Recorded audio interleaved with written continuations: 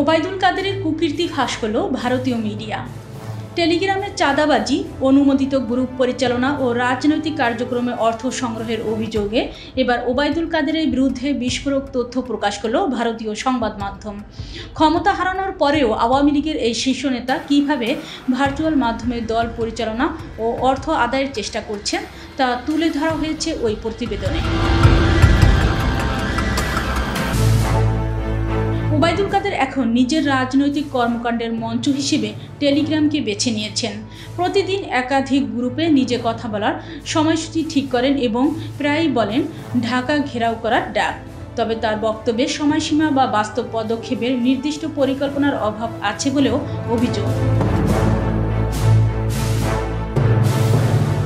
আগামী 5 অগাস্ট যে দিনটি শেখ হাসিনার ভারতে আশ্রয় নেওয়ার 1 বছর পূর্ণ হবে, তার আগেই আওয়ামী লীগের ভিতরে তীব্র অস্থিরতা তৈরি হয়েছে।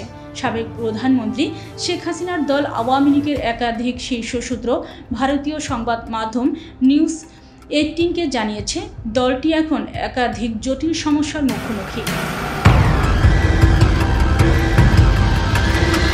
বাংলাদেশ দলটি নিষিদ্ধ হওয়ায় নেতারা খুব একটা অবাক না হলেও টেলিগ্রাম প্ল্যাটফর্মে দলীয় নেতাকর্মীদের কথা বলার সুযোগ করে দিতে টাকা আদায়, অনুমোদনহীন গ্রুপ গজিয়ে ওঠা এবং এসব গ্রুপে গোয়েন্দা সংস্থার অনুপ্রবেশ, এসব ঘটনায় বিস্মিত আওয়ামী লীগের শীর্ষ মহল। দলটির এক সিনিয়র নেতার নাম প্রকাশ না করার শর্তে নিউজ 18কে বলেন, ওবায়দুল কাদেরকে এখন কর্মীরা প্রত্যাখ্যান করছে। তিনি নিজেকে প্রাসঙ্গিক রাখার জন্য টেলিগ্রামে অসংখ্য গ্রুপ তৈরি করছেন।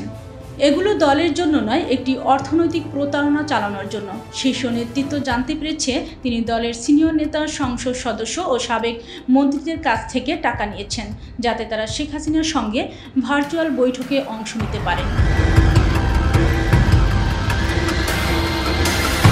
গত 1 বছরে টেলিগ্রাম হয়ে উঠেছে পালিয়ে থাকা শেখ হাসিনার দলের মূল সাংগঠনিক প্ল্যাটফর্ম।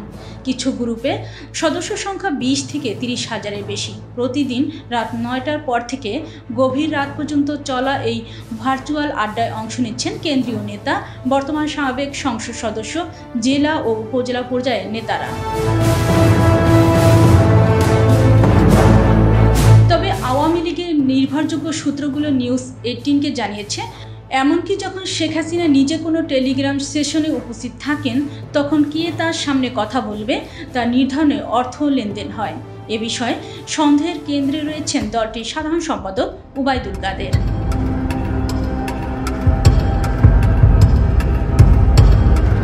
প্রতিবেদনে ছিলেন মিতু রুকাইয়া, কণ্ঠে আছি আমি রুমানা, ওয়ার্ল্ড ভিউজ।